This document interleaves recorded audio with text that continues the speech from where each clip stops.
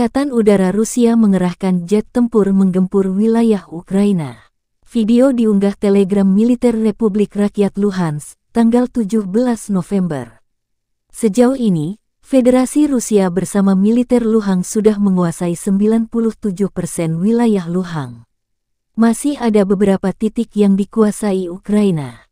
Dalam keterangan unggahan disebutkan Angkatan Udara Rusia memberikan dukungan udara kepada pasukan di area yang dikuasai militer Ukraina.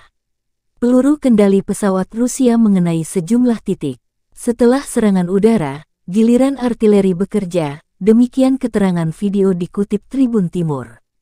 Juru bicara militer Rusia Letjen Igor Konasenkov merilis secara total 333 pesawat terbang dan 177 helikopter, 2.514 kendaraan udara tak berawak, 388 sistem rudal pertahanan udara Ukraina dihancurkan.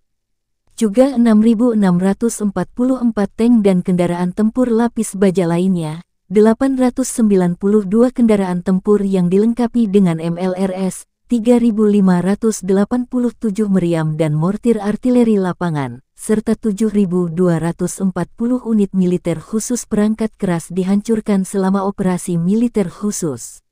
Dari kubu Kiev, Kementerian Pertahanan Ukraina melansir sebanyak 630 prajurit Rusia meninggal dalam 24 jam terakhir.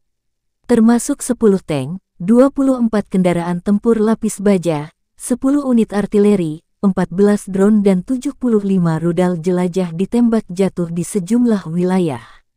Total 82.710 prajurit Kremlin meninggal sejak awal invasi. Presiden Ukraina Volodymyr Zelensky menyampaikan terima kasih tak terhingga atas dukungan dan bantuan militer negara-negara barat termasuk dari Amerika dan aliansi NATO. Zelensky memastikan cepat atau lambat penjajah Rusia akan diusir.